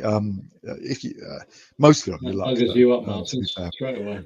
It's a case of I'm pulling lots of I'm going to keep on activating, and then all that my unit just gets stuck before it gets there. It's a very interesting system. I do like it. I have seen people use it for. There was a guy running some Sudan sort of Mahdi's versus British in the 19th century using it, and it worked very well for that. I mean, it's You'd need different rules for the combat. Obviously, the British would have to be able to shoot and shoot more effectively. But we use it for all sorts of things. My friend Andrew's already using it for the 7 Years' War, and I've been kicking around some ideas for I need to write at least a supplement for the late 17th century, so I can use my 1672 miniatures that I'm very excited about. I've got to have to write a set of rules so I can use those, and I've been giving that a lot of thought actually recently, but I can't really do it until I've got Renaissance out, in all fairness. Oh, Renaissance, I didn't say earlier, I have now got the army lists in a reasonable state, and I'm planning to have a month or two on Renaissance, see if I can't get it into a state where I can really release it to some people to mess around with in the next month or two. Oh, fantastic. Anyhow, so the Celtic Fringe thing, we're coming close to that. I'm hoping we might even have a cover for it by the end of the week, but we'll see. Absolutely fantastic. Well, thank you for sharing those with us. That's absolutely right. I do like seeing inside books. I sometimes like seeing inside books more than minis because I just like that flip through. You know, as you look through the book and you'll see like a couple of things that will grab your attention that really, you know, pique your interest. Say if if anyone here hasn't seen To the Strongest or King of Parthian, do go over to Simon's site because you have them in PDFs as well, don't you? I sell everything. I sell everything as either a paper rule, but usually also as a PDF, and sometimes people buy both. I've also got, I haven't mentioned, but I've got quite a lot of events coming up in the next month or two, including some introductory tournaments and a doubles tournament. But I don't want to list them all now because that'd be a bit boring. But I can send them to you maybe, and we can get them attached. If you send absolutely send them to me, and I'll attach them to the stream, so anyone who wants to can check back, and also we'll post them up in the group. So if there's anybody who watching this, you want to go along and have a look, or if you already play it, then. Yeah, and in particular, some of them, two of the events in particular, I'm thinking of are really, really friendly introductory ones where we can probably lend you an army and we won't be too tough on you the first time. Excellent. Well, Steve can bring 16 pikemen. Steve's got 16 pikemen to add to a block. I'll pop you that. I'll pop you that after the stream a bit later. Lovely. Thank you very much. Well, lovely. I think what we'll probably do is give Simon a bit of a breather because he's thank you for that, because that is awesome, because Montrose really is something that I was interested in. If I do carry on with my 28mm stuff, if I swing back round to the ECW at some point, Montrose was something that I wanted to explore. So given what happened to me on last week's stream, I need to preserve my wallet a little bit. So although I can see myself maybe hoarding a few things. What do you say? Should we do a little bit of news while we wait? Well, we're cracking on to you, so I'm not going to play the intro, mainly because my ears can't take it, but also because it's 30 seconds we lose out of the stream. I know, but he's not here, so he can't tell me off. So I'm going to go first for a change because Dom always goes first. I'm going to mix things up. So I've seen a few things. Now, how do you think these? So our friends over at Oathsworn has released some greens of the next Burrows and Badgers miniatures that he's got coming up. I love that. Oh, look at that! Wow, I love that. I love that. Al. That is. I can't remember if he's got any sort of things so far, but lovely stuff. And here's another one. This one's cut a newt with awesome. about to cast a fireball. So. Fantastic. So this will be for the next Kickstarter, which will be for a new set of releases coming soon. So do keep your eyes open for those. I saw this pop up on Instagram. V&V Miniatures are playing around with metals. And they just put up a few of their pictures. So Dom's happy. So normally V&V do everything in resin. But here's just some of their working, I don't know what you call it, prototypes in metals, including a full flag in metal. The detail looks amazing. These are from their 100-year war. They are fabulous periods, but they are very, very nice, aren't they? So keep your eyes open on that. And Dom, I know you will, because you do like a metal miniature. Oh yeah. I love so a metal miniature. yeah. Next up, we have our friend Andy, the Gangs of Rome new rule book. Look at that. Considering the lovely. first one was about an 18-page floppy thing. Look at that. Lovely looking book. So that is getting close to completion, so it'll be out by the end of the year. Remember that Andy is coming to CrackCon, where he'll be demoing Gangs of Rome. So if you want to get your fix of bloody street violence in the Eternal City, then come and check that out. Steve, one for you here. War Machine have released a couple of models, and I like to put them up when it did. So there's this. I'm not entirely sure what this is. What the bloody hell's that? I'm not entirely sure, but it's called a Void Engine and white. So it looks like something you'd see on an album cover of a 70s prog rock band. I don't know how taking something they shouldn't be taking. Well, now this is the next one. Now there is a new faction appearing in War Machine, which I thought you might like. So, and this is their first model. Okay, ooh. So hang on. Now, Dom, I'm going to say this, and then I want you to repeat it back to me. Okay, so this is Rask, Spawn of Shadows for the Chimera Shadowflame Shard. This is weird as shit for some weird game that people need to I do like very weird to enjoy. This is so it's going to be a battle box coming for who I imagine are called the Shadowflame Shard, and this is their warlock. I do like the model. I've got to say, I do like one of the things I do like about War Machine is the fact you have big monsters as your generals and spellcasters. I find that quite fun. So yeah, those are on the horizon there. Oh God, there's so much actually this week. Bushido has had a whole new wave of releases, which is handy because, of course, I'm going to be playing games of this at CrackCon. So I just saved these. So this is for Steve's faction, I believe. I have no idea what it is, but it looks a little bit scary. It does look a bit scary. This is Hotine. Then there are some Ashigari of the Peaks coming out. I quite like them. They've got a real. I do like nice. them. I like those. Yeah, they're for the Minamoto clan. Are they? They're the Minamoto clan, the bear samurais. Then there is Suta. This is called.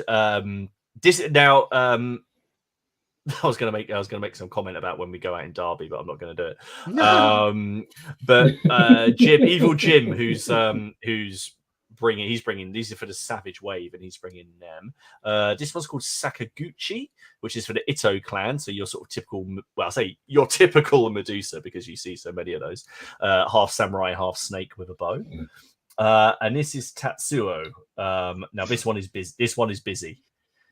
But I do like sort of spell effects in games. So that's for the Prefecture of Ryu. So I just like the fact that the game's still going well. It's a good skirmish game. It's good fun. You have to come and have a go at it. So yeah, those are all metal as well. I think. Fishy men. They haven't done any more fishy men. I haven't done any for my undead either. So yeah, that's going to be interesting because I'm sure I'll end up fighting against them. And then finally, First Core. We've got some. Now I think I can't remember now if these are for the ECW, but we have what are these for? These are for. Is it ACW? Yes. We have a mounted standard bearer. You know what they're like. They put out multiples all at the same time. But my favorite one is they are. What did I say? ECW. ACW. We have the Walking Wounded. Hey. I love. So these ones are in Slouch hats, and then we have these guys as well, which are always good for adding. You can always put a back of a regiment as they slink away, probably from my regiments. And then as we were coming live, Victrix released an update saying they have released some pack of 32. Is it hoplite helmets? Here we are.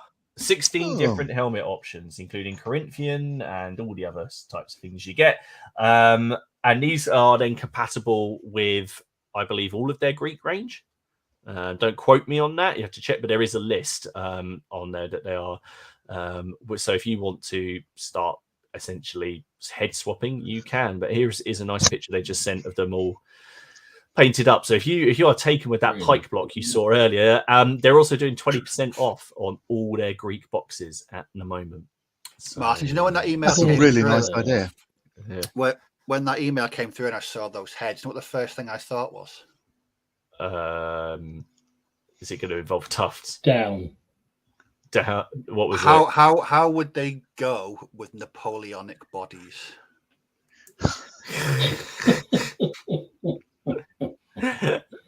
Because I've got this idea now for another turnip regiment, and it may happen, it may not. I don't really know what to say. Don kind of, I think, speaks for a lot of people on here that says I can already tell there's going to be some Victrix in my future. Excellent. That's what I saw. Dom, what did you see out there in the wilds? There is a sorry, General Haig, you're going to having more moistness coming away, I think, and probably military. Very nice. A whole load of new Empress English Civil War figures. I mean, these are just amazing. Ooh, they look good. Yeah, these. really good. Yeah. Ooh. So it's that pack. There's another load of here. And they've been updating a lot of their figures, I think. Showed last week a whole load of character figures. But these are really good. They are, but they're pumping them out in a minute, aren't they? They're very nice. They certainly are. I think some of them are basically repackaged of old figures, but some are new, I think. Don't quote me on that, but they're just amazing. I think some of the stuff do like those. Oh, I don't need any more. I mean, Dom. Yes, you do. I know I do. Yeah, I know I do. I know I do. Oh, wow. I mean, so some of those would do for other periods too. 30 Years War. Yeah. Oh, absolutely. They do 30-year war. All sorts of stuff. That similar era. There's not an awful lot of difference, is there? Really, when you get down to it. I'm not sure what. He's having a hard time here. No, those are great. Really like those. Yeah. Absolutely. I think they're showing up, so hopefully they are. And also, everything seems to go on ACW. I think probably because of Warlord's announcement. So some more buildings from Wargaming. Yeah, 28. Yeah. Yeah, they are. There you go. And another set there. Lovely. And then we had Lucas on a few weeks ago talking about his new Kickstarter. We now have a date for when that's going live. Do we? I think 18th of September. Oh, okay. Is that the the Danube? Oh, and now we've just dropped it. We've dropped Dom as well. We're dropping like flies tonight. So that's the Danube campaign. Part 1 will go live on the 18th of September. I mean, I'm already quite taken by that sort of vignette model down at the bottom. That's ace. I love stuff like that. And live. Lucas, when he was on, there we go. You're right, Dom. You disappeared again. Oh, sorry, did I? Oh, bloody hell. That's all right. No, we got you. And then we got some ACW that you've popped up. That was the war bases stuff, wasn't it? Yes. Thanks. I just want to pop out just in case. So that's something I'll pop it up just in case it hadn't appeared on the screen. So there's the Burnside Cottage, Hill Farm, Plantation House, and Sawmill. and over here the Saltbox House, Jackson House, and Farragut Cottage. So head over to Warbases and take a look at those. Is ACW something you've done, Simon? Have you got? Because yeah, I have done a few times in my life. I played a very nice campaign about 30 years ago. I enjoyed it. And occasionally I've had collections of it, but I haven't got one now. Don't know why. I guess you can't wargame everything, although some days we try. Some days we try. Dom, I think that should be Dom's mansion. I'm just actually shocked at that sentence I've just heard there for a minute. That's just outrageous. Of course you can. On Saturday, I bought 3 regiments of Prussians for the War of the Spanish Succession when I have no immediate or indeed long-term plans to do the War of the Spanish Successions. Not least would I have any interest in doing the Prussians. But they were there. But were they pretty? Were they nice? There you go. They're quite nice, actually. Yeah, they're quite nice. Yeah, yeah. We have a good question here. So I say let's have a look at this question, and then we got a few star comments. But I mean, David says, purely hypothetically, what figure ranges would suit wargaming the Montrose campaign? Well, there are not a host. I can speak with this with some authority. There's in 28mm, Bicorn miniatures do they've got quite a good range for the campaign, and Eureka miniatures have another range. Now, the Bicorn range is a larger range. I think the Eureka ranges of smaller figures would go well with, say, Perry's ECW. So there's a couple of ranges going in that scale. Then, if you're looking at smaller scales, Pendraken, I think, have most or all of the figures for it. And in fact, I know I've got an advert for them to put in one of the rule books. Yeah, there are ranges, and a lot of people do the Covenanters. The Scottish government forces. So they're pretty available from anyone, and they're quite nice. I like them with the characteristic berets and the Hodden grey. I think they look good. But for the specialist figures, I think you're looking at Eureka or you're looking at Bicorn. Oh, I do. Like also, Bicorn. I noticed that Bicorn, I think Bicorn do Irish figures as well, which are quite useful both for Ireland and for some of Montrose's regiments, which were Irish. So I think that on one of the covers, some of the figures are from Bicorn. Okay, I'll pop this up because Shaco's just said Warlord Games have just previewed the latest Epic Battles Pike and Shot figures. I hadn't heard that. So, well, that's a happy a happy coincidence then. Yeah, that's going to be that's well timed. Well, I know some of the guys in the Seven Dials Club are quite interested in those epic figures. So maybe I've they seen can some stuff tackle based up for King and Parliament. There's been quite a few people who were sort of floating around on the Epic forums, and one Stuart actually sent me this picture of this awesome, just a single base with the sleeves of muskets and everything, and the pikemen all on one base, and they're essentially doubled up on everything. So I think, Dom, it's standard in my sort of basic is 4 and 2, isn't it? That's right. Yeah, and this one they done pikemen and 2 lots of 20. Yeah, they doubled up and then put them on one base. See, I think that's quite a good idea, because as far as I've ever been able to determine, the pike and the shot in the English Civil War were the same depth, which was usually 6, occasionally 5, occasionally 8 ranks, but they were at the same depth all the way through the regiments. But I quite like the idea of someone doing them that way. I'd like to see that picture, actually. I'll look out for it. I'll see if I can dig it out. Stuart does send me, and I send him a lot of pictures, although recently that's just been me sending him pictures of 15th century tombs going, do you think this armor will look good on a miniature? Stu's a commission painter, and I'm part of it because I'm doing these figures, and part of it is as much as I want to do things, it's will it paint paint up well. So I speak to the sculptor and say, will this actually sculpt up? And then I know what I would like to paint, but also I'm trying to think, would other people be able, like, want to paint this? So it's quite good to get some varying opinions. So far, everything's been all right. But other than when I send things to Dom, and Dom's just like, yes, just do it. Just make it.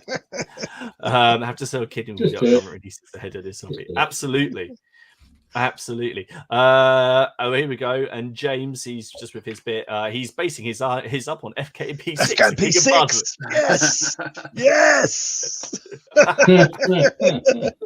It's the base to end all bases. It is. Fabulous. I feel like if you're going to get it, some people just have to get it tattooed on their arm just so they can remember that code. And they write it. So which one is it that I need? Fantastic. Brilliant. You'll have to let us know, Simon, if in the next couple of days your orders for that base go up. Well, yes, I'm going to have to break open my stock and get. I've got everything in a box. I need to get it into stock. No, I think that's it. Well, on that note, we've got a second. We started up a couple of questions and comments, and one of them, let me just find it, was actually just referencing the last time you were on the stream, and David just had to say, "Is the dining room now cleared?" Because the last time you were on, you were drowning in really useful boxes. And I do now remember you just been surrounded by them. It has good days. It has bad days. At the moment, today it's having a very bad day. It's got at the moment it's got about 20 or 30 or 40 really useful boxes on the dining room table, plus the normal piles of stock. It's gone horribly wrong. But one of my resolutions for tomorrow is I'm going to clear the table again. So hopefully I'll manage that. Fantastic. I've now got this huge cellar, which is unfortunately mostly full of really useful boxes. Well, I've got really we're doing an open day on one of our sites, and I've had to find a really useful box to put a 4,500-year-old Bronze Age urn in, and then pack it. And all I'm sitting there is thinking, how many Wargames figures could I fit in this afterwards? So yes, that's been an interesting experiment, because all I want to do is like, how can I, I know how I'd pack this for 28mm miniatures. How am I going to do this and not break it? Absolutely fantastic. Not Ben, he said earlier when we were talking about bits and bobs that he really wanted to start wargaming an army in the period. I believe I think that was right at the start, so that was probably in reference to ECW when we were going through your photos there. John just wanted to point out that Ludlow may have a castle, but apparently it doesn't have internet. No. And here we go, Shaco, as he said, don't forget to mention Simon is the premier supplier of wiggly bases. Absolutely. I mean, that's the thing. I mean, obviously you've written this really popular rule set, and you've got all this historical knowledge. You're going to Hellion, and then everyone's it's the wiggly base guy. Yeah. I don't know, the wiggly base thing is just really funny. I just remember the conversation I had with a mate on a car on the way back from warfare in Reading. We got sort of stuck in traffic somewhere near Slough, and at that moment I thought, well, hang on, I write grid based rules. There's no need for my bases to be square anymore. They can be, there's no measurement, they can be any shape I want. It was very liberating. Liberating. Holy Diver, I know he's over in the States. He popped in. He just says to people in the UK, we're past our time. You saw my phalanx. That was work. That was sticking everything on. That was Steve Harbour. Big battles, massive pipe blocks. Yorkshire Ken's not here. Have Simon and Ken ever been seen in the same room? Well. Obviously, Ken heard and his ears burned, and he logged on. Richard Hawes said he's off to buy another gridded mat. Good news. Excellent. Fantastic. John, when you were talking about your game at Colours, says you didn't want to take a big game. It's only 10 foot long. No, I mean really, that is one of my smaller games. That is modest. I really do hope. You say you are going to Warfare this year. Yes, but I'm most likely to play. We have a tournament there, and if I can go there, I'll play in our tournament, which would be fun. I'll be so I'll I won't be be running a big imposing game on. That's all right. I'll definitely be coming to say hello. I'll be imposing on Dom or Ken. Oh, great! I stayed at Ken's last time, and it was an experience. So Dom, I'll come and stay in your boot room if that's okay, in your shed. It was nice. I say that Ken's wife was lovely and it loved me, but staying with Ken when he comes like walking into your room really early in the morning to kill was something that I didn't really didn't relish. Martin, try that early on in a hotel in Derby when you got Ken knocking on your door. I ran into his room at 3 a.m. after I'd had a couple of drinks, so because I was so excited that the day had gone so well that I wanted to talk about it, and he was trying to sleep. So, of course, and then as Ben points out, 5 hours setting up, 2 hours wargaming, 5 hours packing away again. That's the way to do it, isn't it? That's John just seems his big mats, and we cannot lie. Absolutely.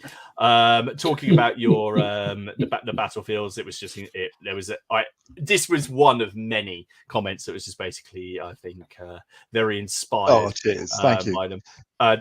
There we go. There's the comment from Friends of Joe. Hey, we were next to Simon's game at Salute in April, and we suffered a massive amount of Pike. But that other game, I just thought it looked really, really fantastic. It was. They do put on a great game. The Friends of Joe Hay game. I mean, the terrain was lovely, and there was a lot of action going on. It looked really good, thoroughly good. Speaking about when we all break our models, Friends of General Haig says a friend sat on his French fleet of the Nile. That again. That I think you just walk away from it for a while. I don't know. Has anyone ever done that where you've dropped a box of figures and there's carnage, there's just like complete and utter total pandemonium, and you've not got the courage to look in the box for a couple of days? Yeah. I've done that. Put it on the shelf and walk away. Yeah. I'll come back to that in a couple of days when I've stopped crying. Yeah. I dropped a box on the way to Salute of Thessalian cavalry, and I still haven't been able to face fixing them. They're still in my painting queue. Something that's about when you paint figures for the first time, it feels like you're creating something, but when you paint them the second or the third time, it feels like punishment. Absolutely. David said that the McCullough is the one they named the Devastator. Could well be. I mean, he was a fantastic figure from an earlier age, really. Literally larger than life. And Montrose is a fantastic character as well, a warrior poet. Wrote some really quite good poetry, actually. I was enjoying it. Including a death poem, wasn't he? He was, and he wrote about it. He wrote a poem the night before he was executed. Yeah. Signed off in great style. In fact, I think that's where the "To Win and Lose It All" line comes from. I think it's from his death poem he wrote the night before he died. So yeah, they're huge, larger than life characters. They are. The name the Devastator does just again remind me of my friend's role playing game character who was called Hadron the Collider, which was one of my favorite names. That's brilliant. It's a great RPG table. And where are we? Redoubt Miniatures apparently do some figures that would cover Montrose as well. Yes, you're right. There are some that would work for that. They do some. Redoubt's Nick. Is it Nick Collier? Because he sculpted for Bicorn as well. Is it the same? Is it Redoubt and? It might be. I can't remember if I don't know who sculpted the Redoubt figures. I think they're older. Yeah, I'm not sure. I couldn't say. I couldn't say for sure. And I'm not sure if they're. I think they are being made, aren't they? But is it by Grubby Tanks or something like that? Isn't Grubby Miniatures or something owns Redoubt now? I've not bought any recently. Yeah. But I'm sure that there are some that will do. Because there was a phase you had to go around the second-hand stores to find them, but I think you can get them now. Yeah, and I think they do some quite good Highlanders with trousers on, which is more appropriate for the period than the kilt. And I think Lochaber axes and whatever. In fact, I'm sure I have more than a few of them in the loft in the Lead Mountain, which I need to get painted. If I could only find anyone that could paint kilts half as well as those Project Aldern guys, it just artistry. It is sheer artistry. I still have nightmares after I painted one. My idea of painting all the Highland battalions that were at Waterloo died after I painted one. After I painted one, nope, no. There we go. To one side. Robin in there obviously, as you said, he wrote his accusing before. What about yes, Robin? Although that would be quite a talent. I think it's about time because I've just noticed time because we've only got 5 minutes left, and unlike happened on a previous stream, we do have some viewer photos because there's been some fantastic work in the group. So shall we take a look at what some people have been working on? So there's been quite a lot of variety across the group. So Cameron, I had to post this up because this was I just love the lovely work. I really like the blue. I think it's just lovely with the musket work as well. Carl has finished his bolt action. Lovely. Which it does look very nice. Very cool. These ones I love. So Barry has now I can't remember who these were by now, but they are very nice. I can't remember who these were by. Sorry, I'm for the French Indian War, but they are cracking figures. I like the hexagonal bases. That's quite cool as well. Yeah, they were interesting. Like the basing on them is lovely, and the reds and the orange. I never actually think of putting red and orange together on a model. I don't. I mean, obviously that's a uniform. So if the cuffs are actually kind of thinking about it, that it looks really nice. I'll have to. Might have to nick that for the next set of Seljuks that I paint. David put up a few posts, but I knew I had to share this because I knew I'd get stick if I didn't. So fantastic painting of them. You've captured their sneakiness and their duplicity very well. But lovely painting on them. You like them, don't you, Dom? You do like a rifleman. You can't beat a rifleman. Fantastic. So the French have found out many times. Very nice. Jeffrey has painted up some World War II. Really nice. I like the camo as well. That's come up really nice. Lovely. So Jonas again put up loads of stuff. So I picked the one that I liked the most, which was this. Because I do like the chap with the binoculars leaning out. I've already forgotten what type of half track this is, but I know Steve will know. It's a 2.5. It's a variant of a 251. I can't. Yes. Yeah. But it's I can't give you the exact designation because I'm very tired. But it's a 251 of some description. Next up, Vat Ken Riley has done some more French. Oh, there's a drummer in there as well. There is a drummer in there just for you. But lovely work as always. I put Justin shared this, and I had to share it just for Steve. So there we go. There's another drummer. Lovely stuff. Simon, I don't know if you remember, Steve has an aversion to Napoleonic drummers. I don't know if it's just drummers in general, but especially Napoleonic drummers. They give me chest pains.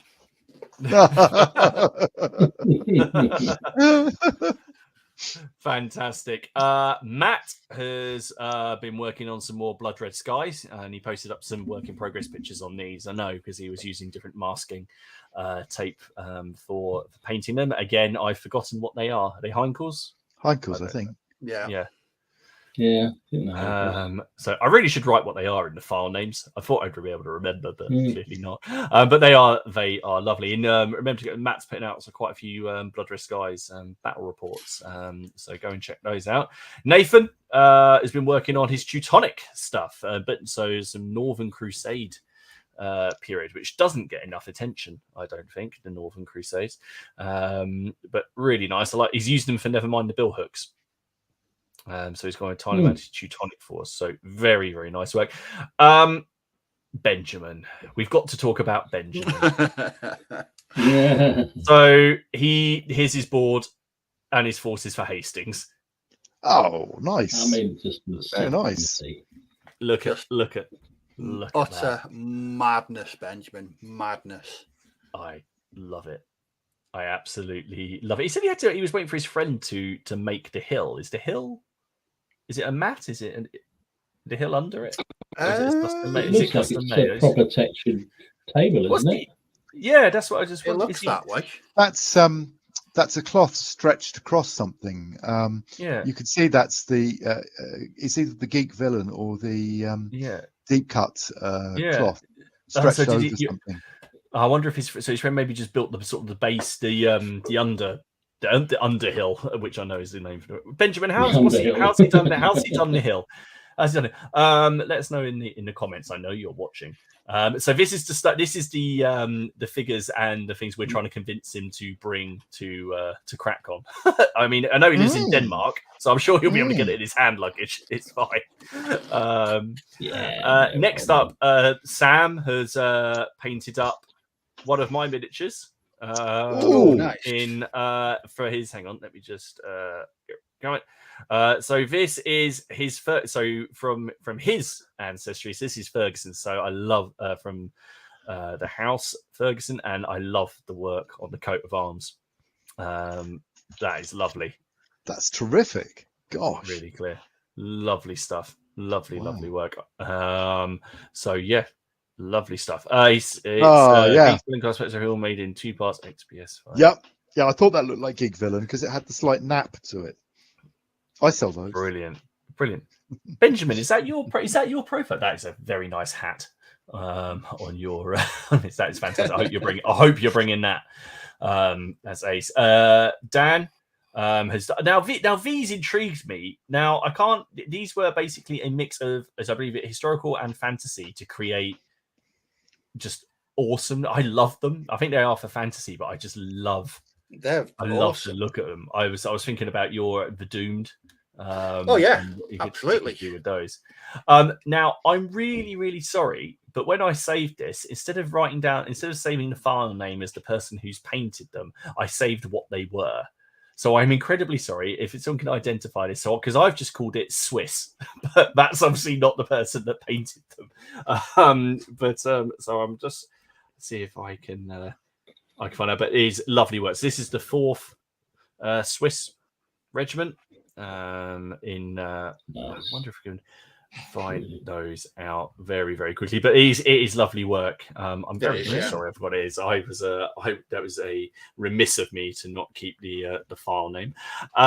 Steve has been working on some bits for Watercowboy. Craig, it was Craig. Craig did those. Thank you. Sorry, Craig. It was Craig who painted the Swiss. Steve has been working on a sort of trapper for What a Cowboy. Also usable in Dead Man's Hands as well. I really like that. I like it both these foot and mounted. That's always good fun. And finally, he did a game. So I didn't put up one of Warren's painted things. We've got a game that he's in, and he was doing Chain of Command. So always good to see. So I thought I'd share one because he painted up such nice. Are those 20 mil? Yeah, Warren plays in 20 mil. Yeah, he does 20 mil. Lovely stuff. Really nice. So remember, guys, if you want to post up your pictures, all you got to do is head over to the Facebook group. If you are not a member of our Facebook group, you can become a member by joining and answering Dom's questions free. If you don't answer, Dom won't let you in. If you don't answer one of us, usually you probably get let in because, then we get a telling off from Dom. Do come over and post. There are so many people posting up in here. We can't post everything, and we will try, but we love seeing what you guys are doing, whether they're pictures from games or painting or work in progress. Always pop over. And what's been really nice recently, there's been quite a few people posting up sort of questions and recommendations for different historical periods as well. There are so many people in there with a lot of stuff to share, so please do come in there and ask. It's a great deal of fun, and we love seeing it. Simon, thank you so much for spending your evening with us. And thank you, everyone who's watching, for spending your Monday night with us as well. We really appreciate it. Remember, we are sponsored by Boards and Swords. Head over to them and you can use the PCP5 code. Thank you. for everyone who's watching on the replay, remember to go and have a look at the Big Red Bat shop and check out To the Strongest, and keep your eyes peeled for that lovely Montrose campaign, which would be perfect for those Coventer minis that are going to be coming out soon from Warlord, or in a bigger scale if you want to do it. Next week we are, hang on, let's have a look. We're with Steve, who this would be a good one. Good question for Simon signing off. Rules light versus rules heavy. Ooh, I've got a feeling I'm going to take an online kicking for 2 hours next week. Well, proper online shoeing.